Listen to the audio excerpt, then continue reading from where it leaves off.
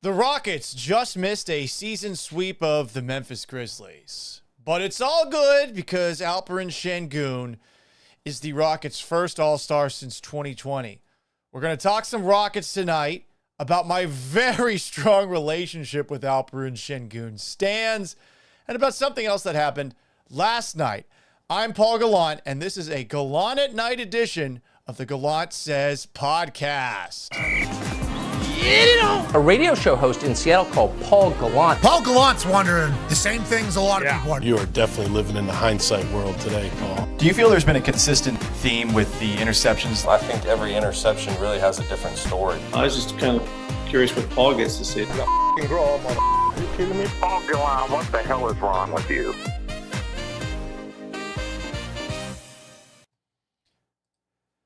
Hello and welcome aboard the Gallant Says podcast live at youtube.com/Paul Gallant, on Twitch at Gallant Says, on Twitter at Gallant Says, on Instagram at Sports Gallant, on Facebook at Paul Gallant Sports.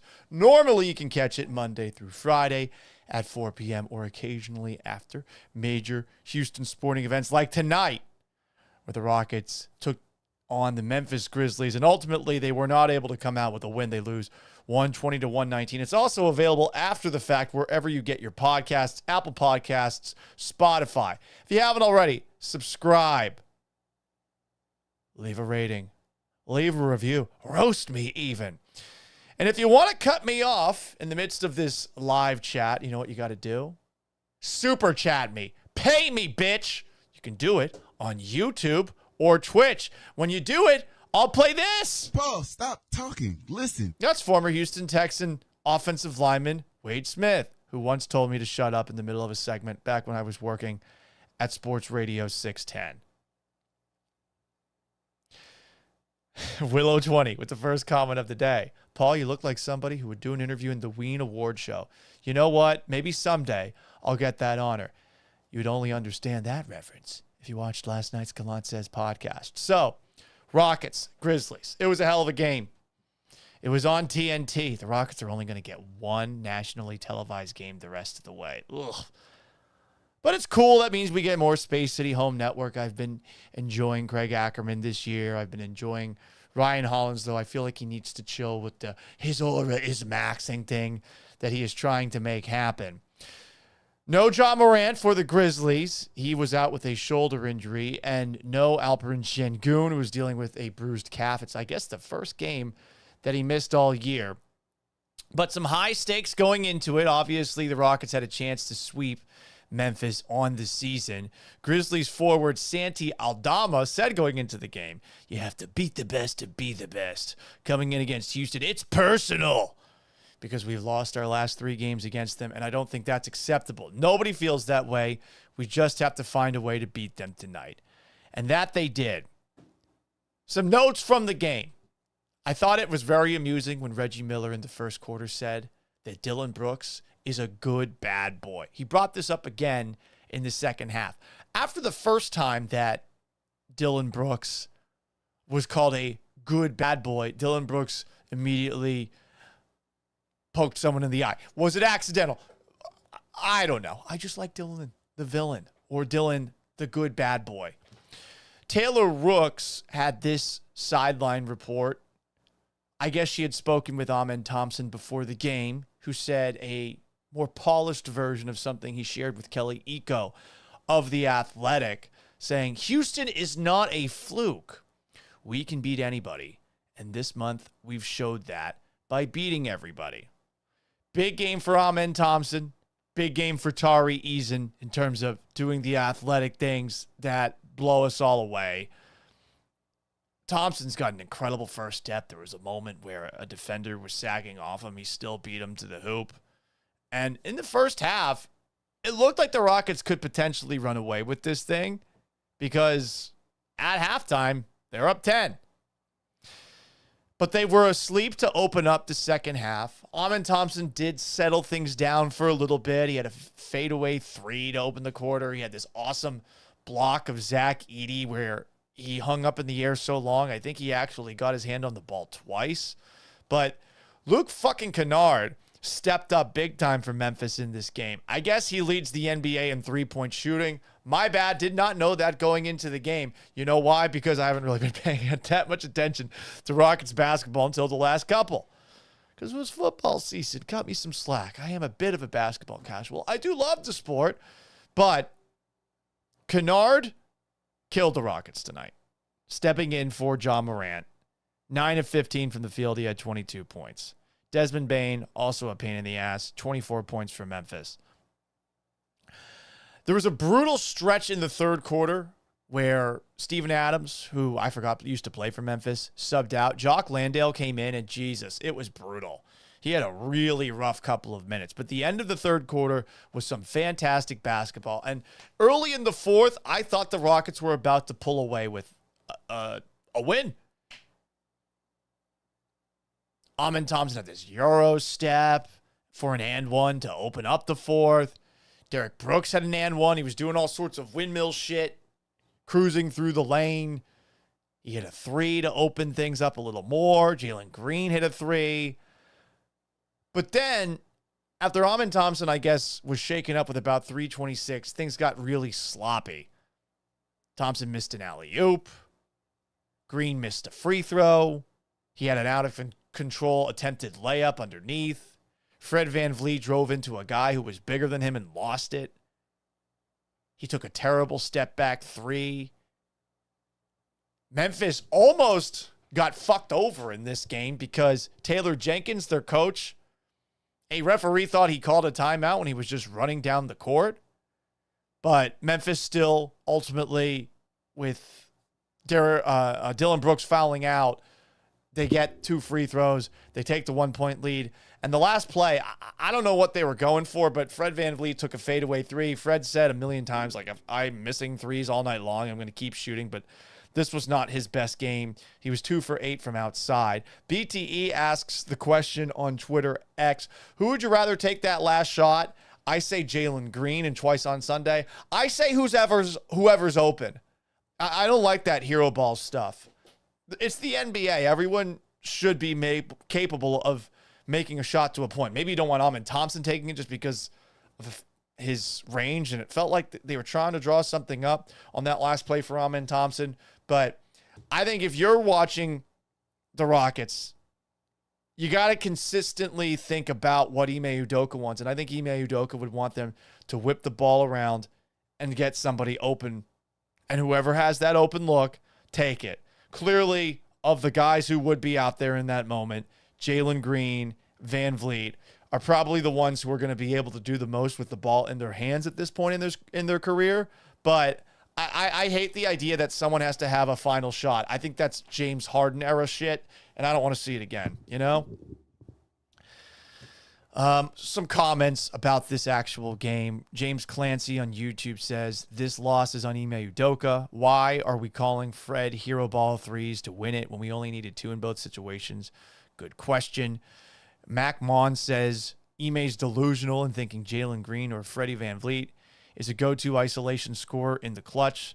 This is why they won't go far in the playoffs. Don't be too much of a Debbie Downer, okay? It was a good game. They clearly have some limitations. I agree with you, Roberto Cuba. It was a good game. I can't get mad at this game, but I am annoyed with the way some things went down the stretch. There were some bad habits. Some of those Jalen Green possessions, just like the Fred VanVleet possessions, and I think a lot of basketball players get this way. You're an alpha, game's on the line. You feel very confident in yourself. You want to hit that shot, but this wasn't really one of those nights, I felt like, for the Rockets, even though Jalen Green was 5 of 10 from outside. And Dylan Brooks at least started off the game looking very hot from outside. I think at a certain point in this game, if you had taken a look at his numbers over the last 3 games, Dylan Brooks was shooting 57, 58% or so. Really impressive. But of course, he's not really that in real life. Some comments here. Willow20 says, I know the Turks are mad right now. You think the Turks are mad? I think the Turkish Alperen Şengün-Stans right now, they might be mad at me, but I think they're happy that the Rockets lost without Şengün on his big night because they're not about the actual Rockets themselves. They're not about that. They're all about Şengün. The Rockets are the vehicle for Alperen Şengün to become more than just turkeys, Michael Jordan. Sneakers Most Wanted says that the Rockets need a shooter, Devin Booker. MacMon says they should have won. It was a good game. The issues are still the issues. I agree with you there. I do not think that they should be trading for a shooter now. I think that the opportunity to trade for someone like Devin Booker might present itself during the offseason. But I want them to continue with this current squad the rest of the way. Good month for the Rockets to close out January. They open up February on Saturday against Brooklyn. They finish the month 11-4 with a 7-2 record on the road. I am assuming this game qualifies as a clutch game, so they're 7-2 in those, and they're 6-2 against top 4 teams in both conferences. Their lead in the NBA's fearsome Southwestern Division, it's dwindling a little bit. And listen, Houston's a city that appreciates division titles. Houston Texans, AFC South champions, 2 years in a row. Doesn't matter, Brian. Houston Astros, 8 straight American League West titles. Actually, wait, I guess it's 7 of 8 because 2016. Yeah. What am I talking about? No, it's 8 in a row. I always think like 2016. 2016 needs to just go away so we can say 2015 through 2024, this team has made the playoffs every single year. But, of course, they didn't win the division that year. Whatever. The Rockets now lead the Southwestern Division over the Memphis Grizzlies by half a game. They do have the tiebreaker over Memphis. I get it. Divisions don't matter in the NBA anymore, but I think they should. More comments here. Ayush Kanapur. Sorry if I butchered your name, sir. I'm tired of choking every game.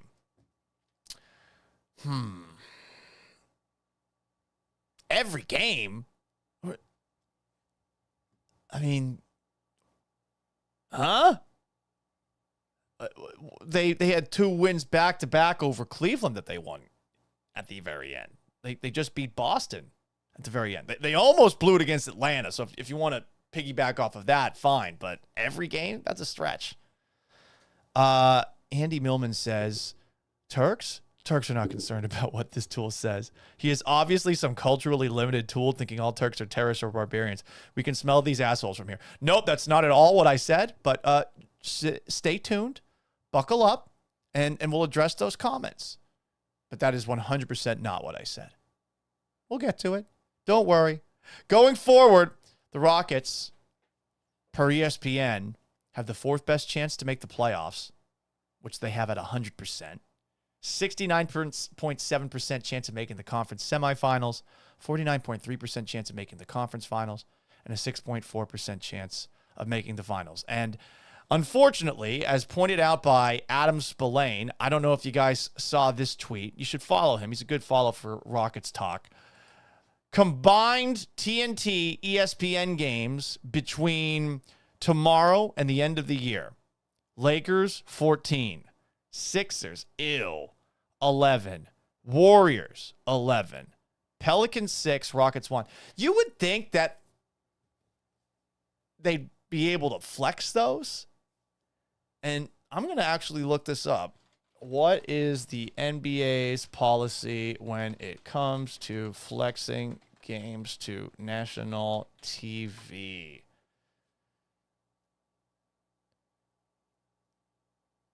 So this is an article from Front Office Sports. Will the NBA flex last place Sixers from national TV games? But I need to have a membership to actually read this full article. Paywalls in 2025. This is how print media dies. How about this Reddit thread from a year ago? NBA needs flex scheduling for national TV games. Not anyone's fault because players are injured, but the NBA needs to put the best game given the health of both teams.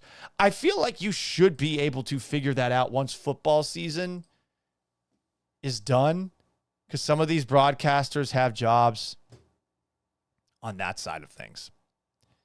Anyway, guys.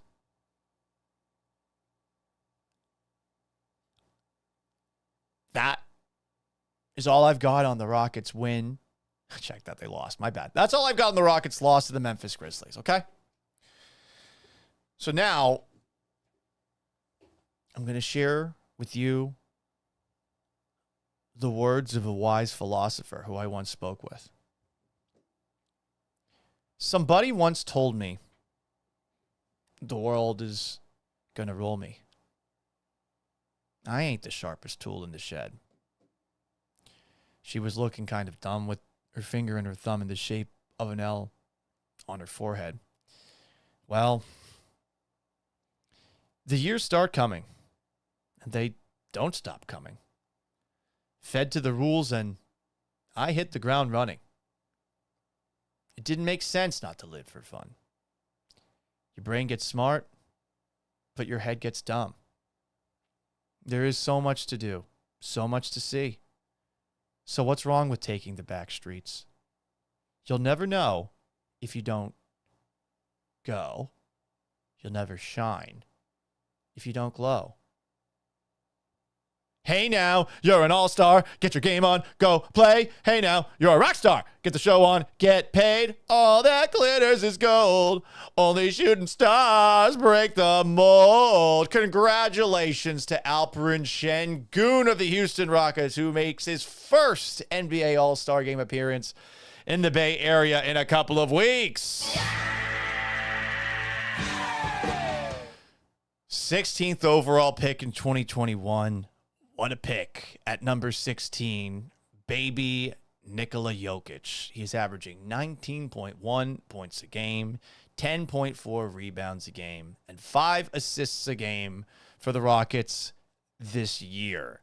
He is the first Turkish basketball player to be selected as an all-star since Mehmet Okur back in 2007. I thought that Hito Turkoglu might have made it to an all-star game. He's the president of the Turkish Basketball Federation, but he only got most improved player 1 year and all NBA second team. But this is a big deal for Alperen Şengün. Here he is before...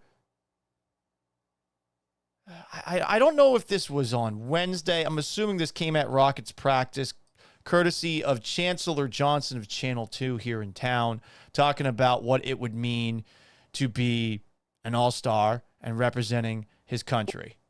What would it mean for you to be announced as an all-star player this year? It would be amazing. I would be second Turkish guy it ever happened. So it's gotta mean a lot for me. It's one of my goals, and it's gotta mean a lot to my country. That's just put my flag over there. You know, it's really nice. It is more than very nice. Congratulations to him. I really think that Jalen Green, who unfortunately did not make it to the All-Star game, and these young Rockets have really developed noticeably in now a year and a half under Ime Udoka. And that's something Şengün even talked about this week. I think it was Sam Amick, or I honestly, you know what? I'm going to have to check. I sometimes confuse all my basketball writers, but there was, where did it go? Sam Amick. It was Sam Amick. Damn. Sam Amick was on with Chris Mannix, and I guess he had asked Şengün what led to the jump in his play. And Şengün said, Ime Udoka believing in me. Huh. Interesting. Psychotic Sengun-Stans. We'll get to you in a bit.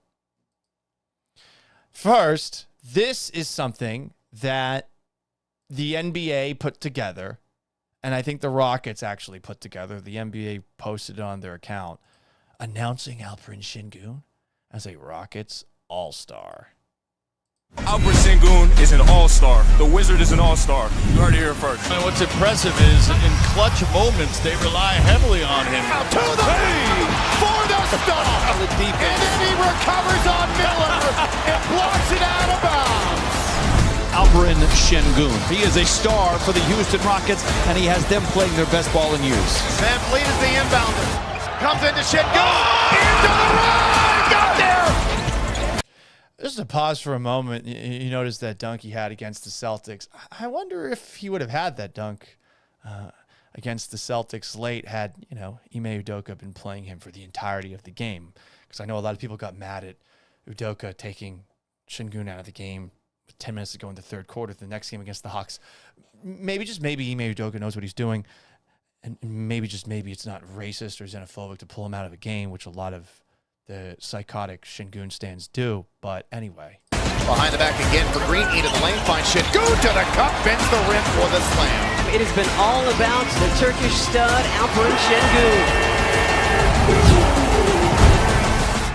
They talking to, man. Who's they talking to? So there you go. Nice little montage put together by the Houston Rockets. I became aware of something today, a couple of fun facts about Şengün. I saw this clip of my old radio co-host, Vanessa, who is now the Rockets sideline reporter, talking with both Şengün and Tari Eason after a game. Tari Eason, I think, cut into an interview and said, hey, this guy's an all-star. And he called him the Wizard. I had no idea that Şengün's nickname was the Wizard. Learn something new every single day.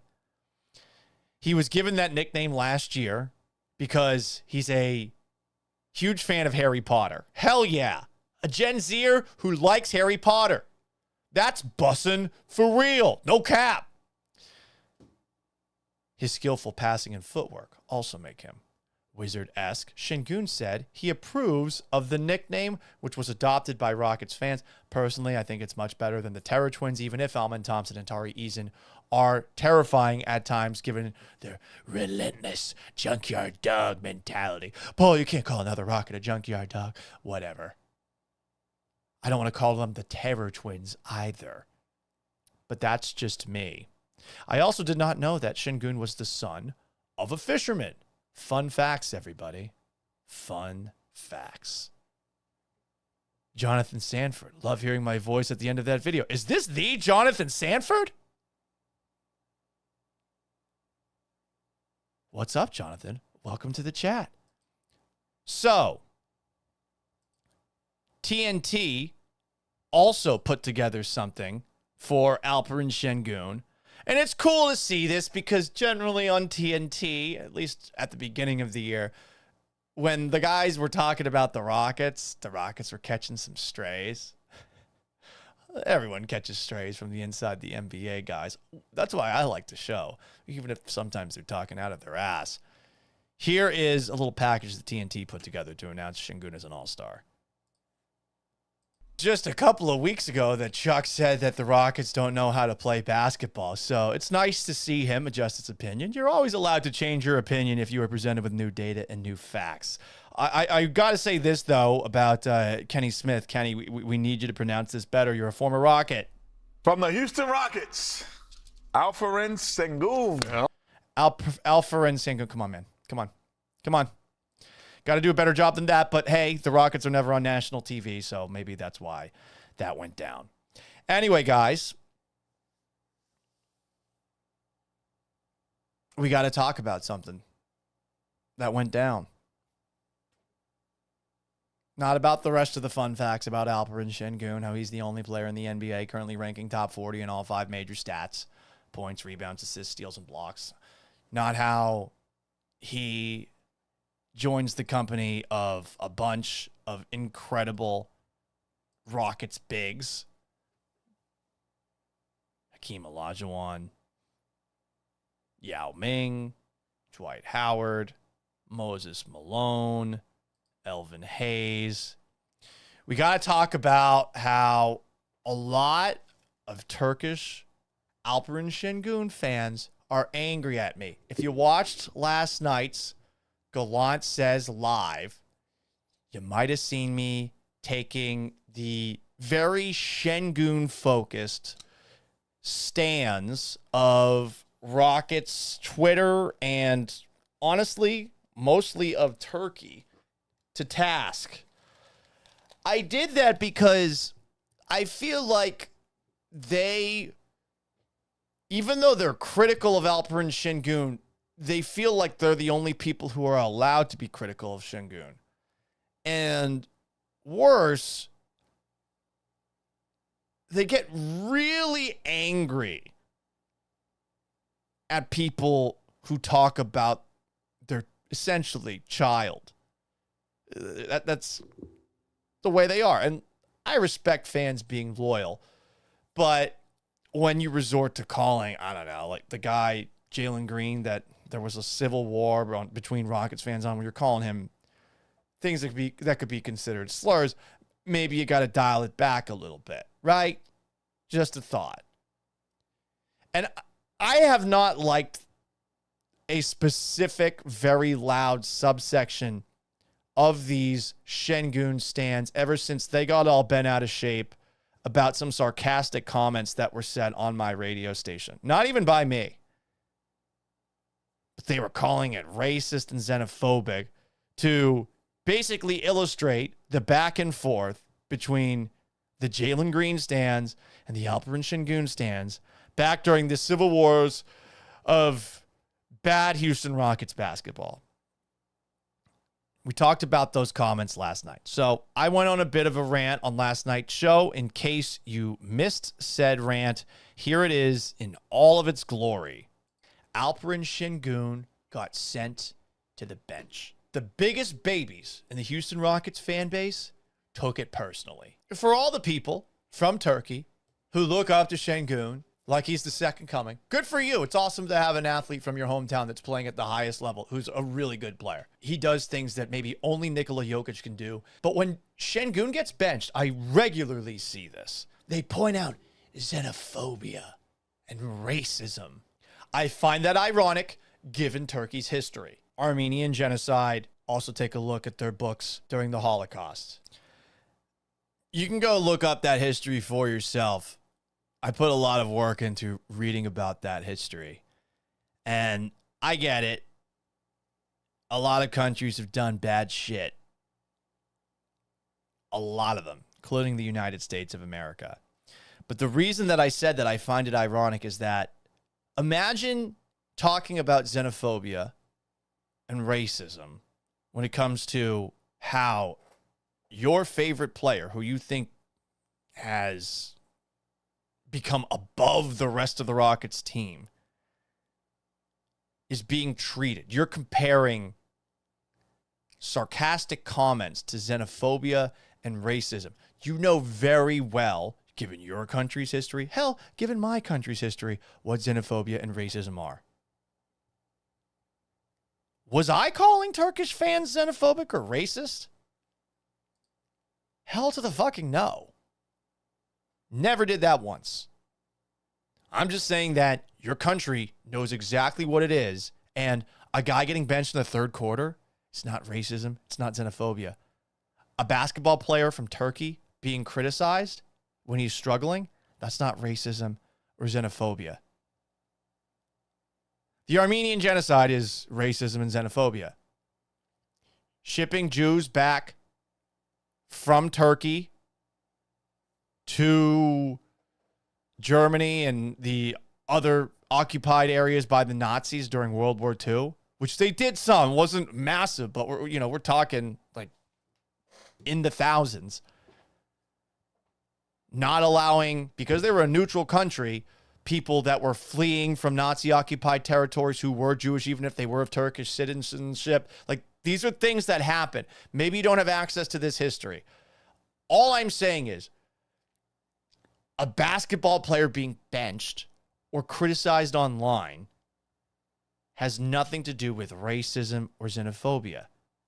So I got a little more heated after that point, but that's the part that I think a lot of Turkish Rockets fans, and I would specifically point to Turkish Şengün fans who I don't think really care about the Rockets.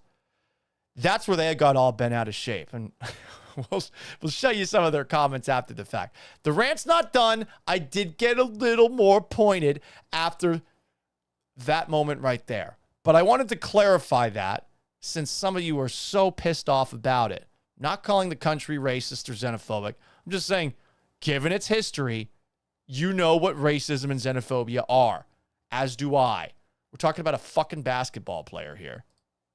More me and the Jews that they ship back to Germany. They just constantly whine and cry and complain that Şengün's being mistreated. If Şengün wants to be the best player he can be, he's in the best possible spot with Ime Udoka as his head coach. Moments where Şengün gets benched and ends up playing 29 minutes, maybe it lends itself to, I don't know, Şengün having the legs at the end of the game to break away and get that dunk to ice the fucking game. Just a thought. Poor little Alperen Şengün.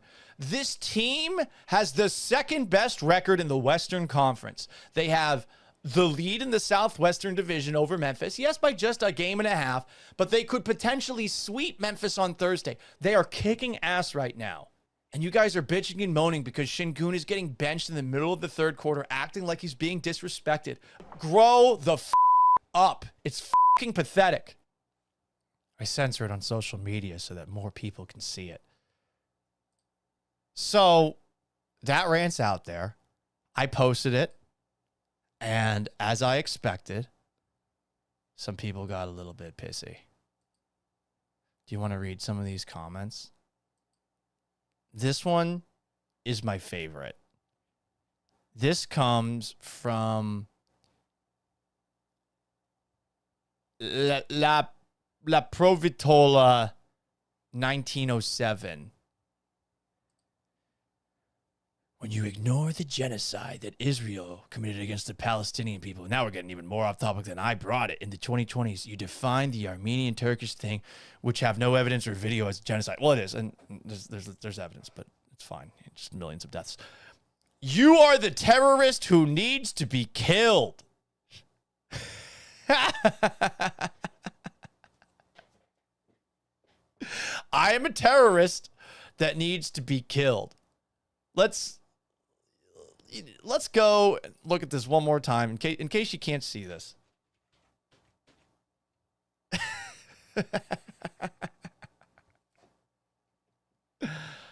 Oh my God, I love this. And I gotta admit, I kind of get off with people getting angry at me for crazy reasons. What would I look like as a terrorist, by the way? We got Grok now. Let's ask Grok. Grok, draw Paul Gallant looking like a terrorist who needs to be killed. Let's see if they even get an image that looks like me.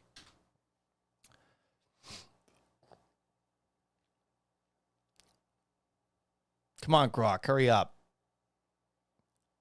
Whoa! Whoa!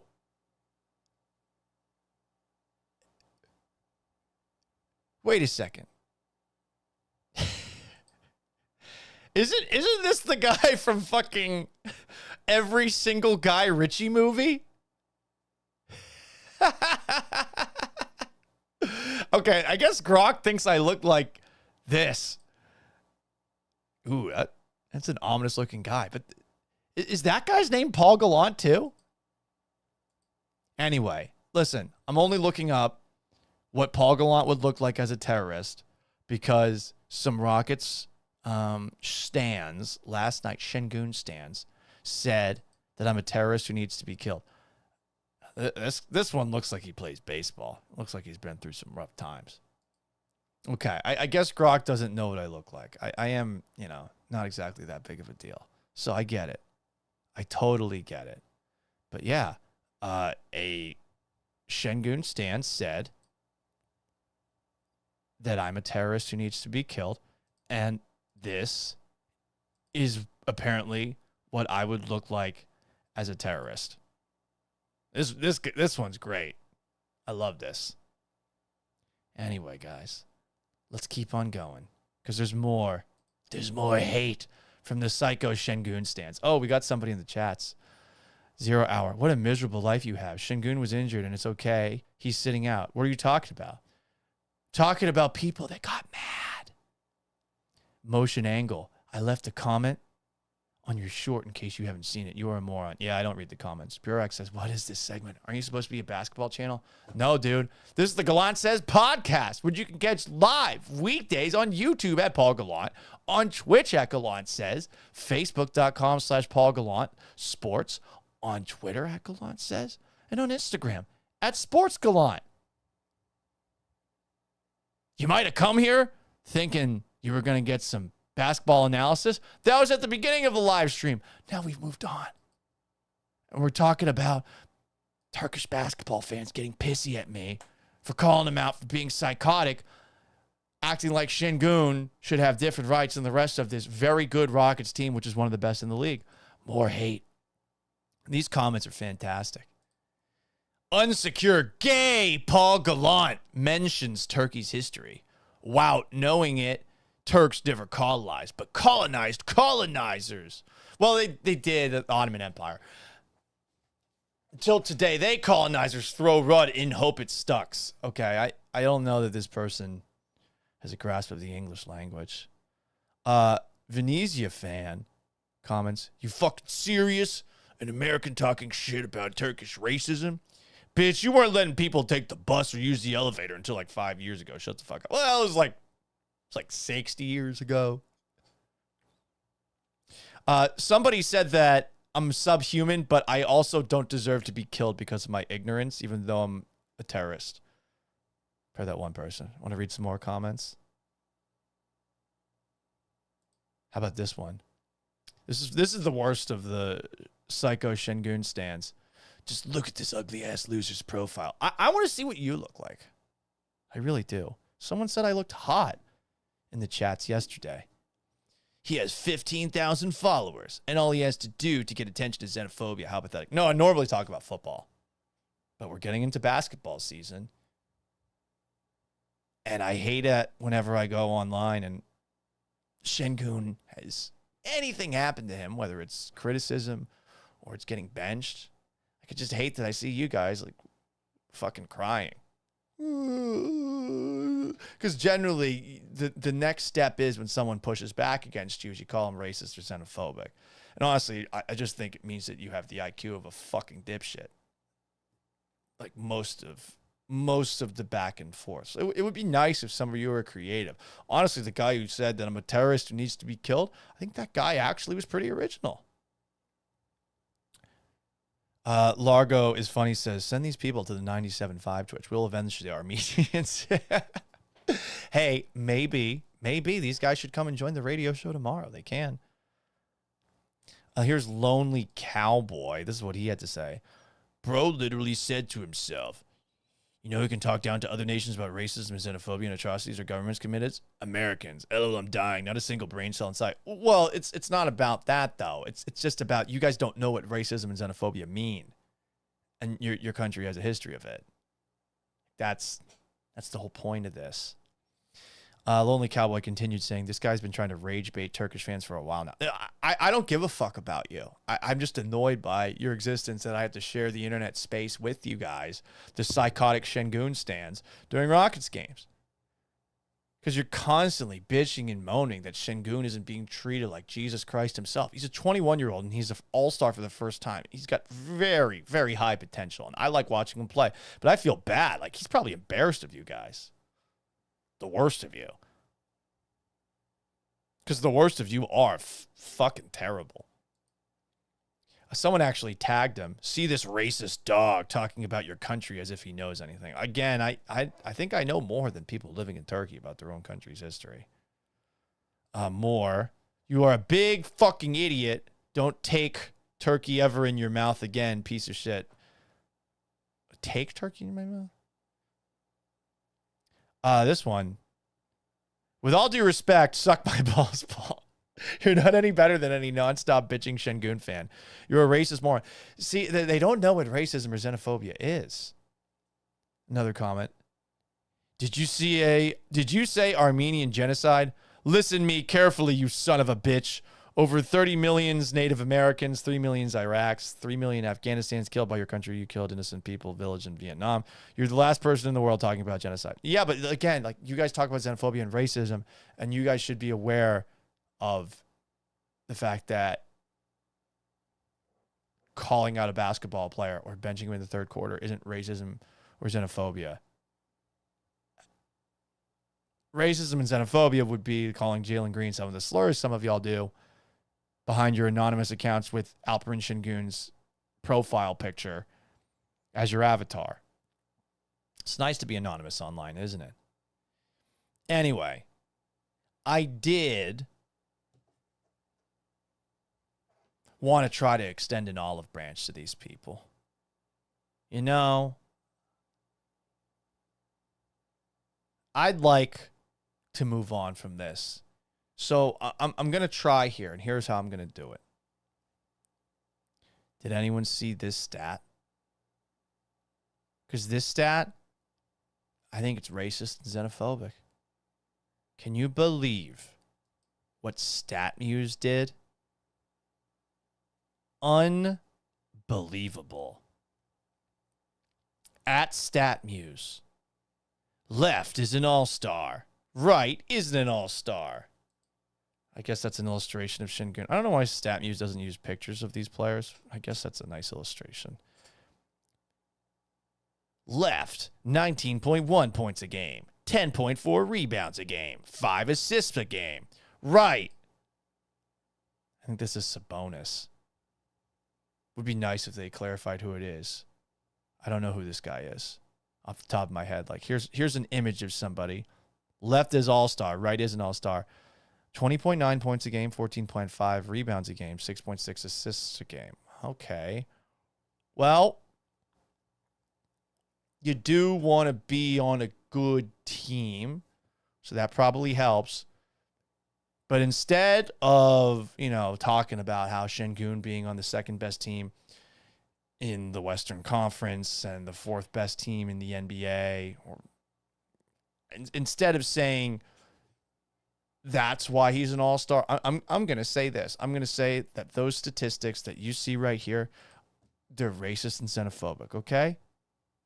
So that's an olive branch. I've extended an olive branch to you guys. And I hope that we can be friends going forward. Turkey likes cats. I love cats. Is my cat in here right now? No, my cat is not in here right now. But I love cats. You love cats. And isn't it wonderful? Isn't it grand? Anyway. Something else I wanted to talk about on the way out. And this is the Gallant Says podcast. Yeah, I came here for basketball, Paul. Yeah, I know. I know. But I want to talk about something that happened last night, because we do talk politics on this show. What happened in Washington, D.C. yesterday was terrible. Absolutely terrible. In case you didn't know about it, there are no survivors after a plane and a Black Hawk helicopter crashed. American Eagle Flight 5342 collided midair with a Black Hawk helicopter. 67 people, 4 crew members, 3 soldiers died. Absolutely horrible. And as generally happens in our country right after stuff like this goes down, we immediately got finger pointing. This was President Donald Trump right after it all went down in a press conference, basically attacking Pete Buttigieg with pretty incendiary comments. In case you missed it, here it is. Then I came in, and I assume maybe this is the reason. The FAA, which is overseen by Secretary Pete Buttigieg, a real winner. That guy's a real winner. Do you know how badly everything's run since he's run this Department of Transportation? He's a disaster. He was a disaster as a mayor. He ran his city into the ground, and he's a disaster now. He's just got a good line of bullshit. To think I hear a president say bullshit in an address to the nation. But he's under fire because of the policies that we've seen in the Department of Transportation over the last couple of years. And there's a couple of articles. I was trying to do some research on them. And again, I really hate that you have to log in, but Trump was basically alluding to the idea that diversity, equity, and inclusion, DEI hires, led to what went down happening. And I don't know if we can actually say that definitively. Some are saying, in fact, and this is an article I saw in The Atlantic, where, hey, Trump actually put this into effect during his first presidency. Is that entirely fair? I honestly don't know. I don't know. I think people want to point at Trump when bad things happen, and I think people wanted to point at Biden when bad things happened before. I don't know if we can point at Trump for in his first administration, this program starting, given it seems like he never had his people with him, and that's why we're seeing all this shouting and yelling going on social media with all of these confirmation hearings. Like he's trying to get his people in as opposed to working with people that he was told to work with. That's the thing he says is the biggest regret of his first presidency. And hopefully these people that he chooses actually get shit done.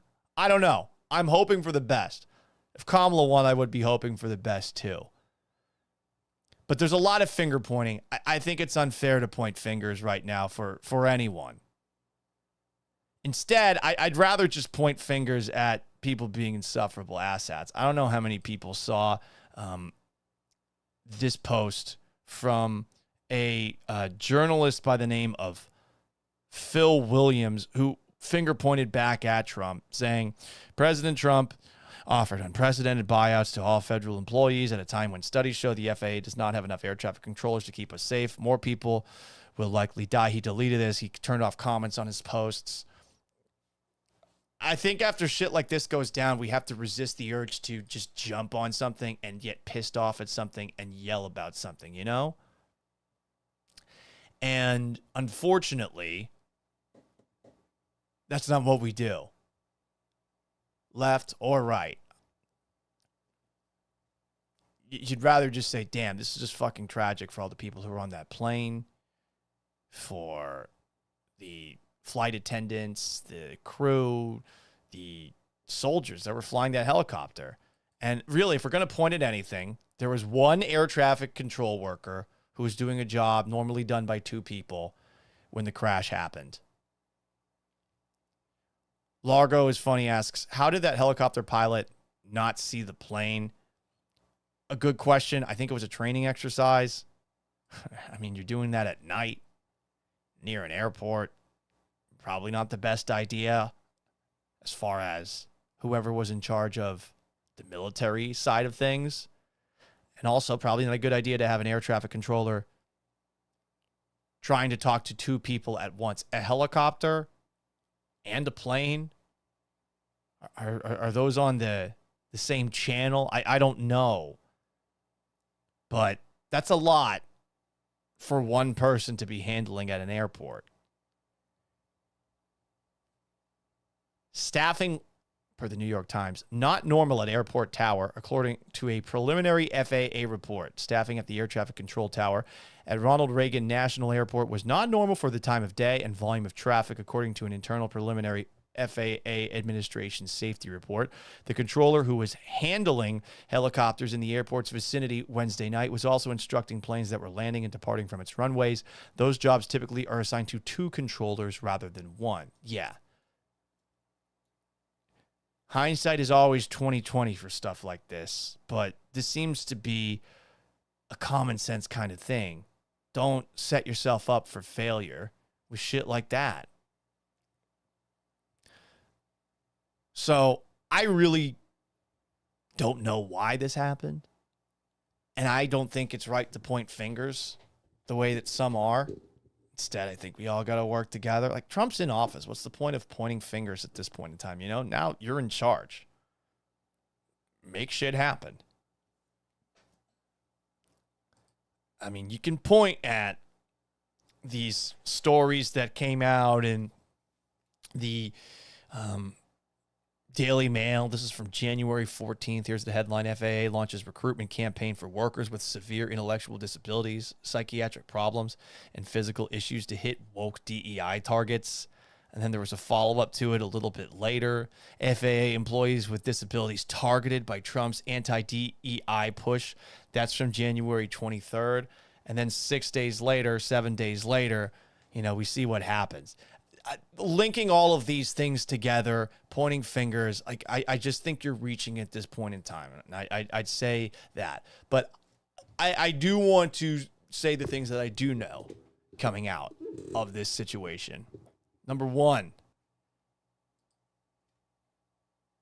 I thought that this moment was pretty funny. Trump was being interviewed by some sort of reporter. And here's what he had to say when asked, have you spoken to any this question by whoever this reporter is. Of the families of the victims of the plane crash? I don't want to comment on that. Do you have a plan to go visit the site or meet with any of the I have a plan responders? to visit, not the site, because you tell me what's the site? The water? Or to meet with the Want me to go first swimming? responders It's kind of funny. down there? I don't have a plan to do that, but I will be meeting with some people that were very badly hurt with their family member, obviously, but I'll be meeting with some of the families, yeah. That's all you really can do in a situation like that. I think if you're in his shoes is just meet with the families. Yeah, you're going to go to the site. What's the point of going to the site if it's in the river? It's a funny line. The guy's witty. He's entertaining, even if some people aren't the biggest fan of him. B. Hannon points out on the Twitch, people were pointing fingers about the fires in California. Now it's this. I'm tired of it. I'm tired of it too. I think sometimes we just got to take a step back and try to think about practically what was the reason that this went down. And I think that explanation that you had a person doing a job typically for two people means that whoever was in charge of staffing that day is probably at fault for what happened over the Potomac River last night. So that's one thing that I know. I also know that this one random guy making it all about himself was funny too. Is it bad that I'm finding humor in this? Well, definitely. It's a tragedy. Tons of people died here. But a guy by the name of... Hang on a second. Thought I had this ready to go. A guy by the name of Eric Swalwell, who is a congressman. He is on the House Judiciary. He is, I think, on the House Homeland Security Council. I think there's a story about him potentially having a lover he shouldn't have. But here he is making this about himself. I landed at DCA this evening at 8:42 p.m. Houston to DCA minutes before an in-flight collision over the airport. Do you have to make it about yourself? Like these days, politicians, man, you just make yourself easy targets. Why is it relevant that you were there? You can, if you want to say your thoughts are with all survived and their families, instead of talking about how like you were there, it could have happened to you, you know?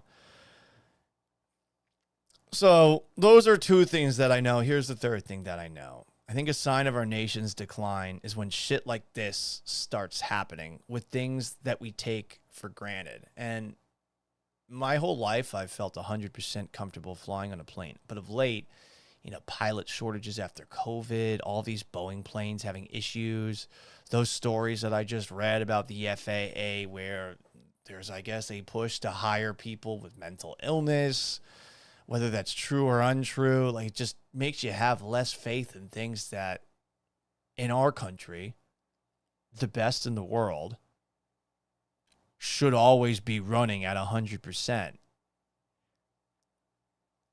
And it's fair to wonder aloud if things like this are going to continue or get worse.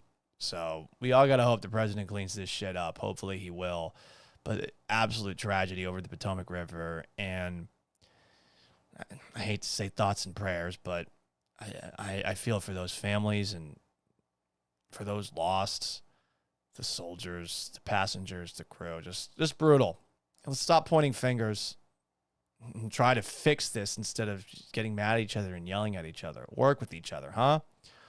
We got to do something. Anyway, I sound like a hippie right now. If you ever have a question that you want me to ask after the episode is done, you can do it by emailing me, gallantsays@gmail.com. This show airs live weekdays from 4 p.m. to generally like 5 p.m. Sometimes we don't get started quite at 4. On YouTube, @PaulGallant, Twitch, @GallantSays, Twitter /X, @GallantSays, Instagram @SportsGallant, and Facebook.com/PaulGallantSports Monday through Friday at 4, occasionally after major Houston sporting events. It's also available wherever you get your podcasts, Apple, Spotify, and SoundCloud. After the fact, until tomorrow at 4 p.m. Central Time, I am merely Paul Gallant. So long, farewell. Have yourselves a wonderful early Friday. I'll be back on the radio, noon to 3, ESPN 97.5 and 92.5. Until then.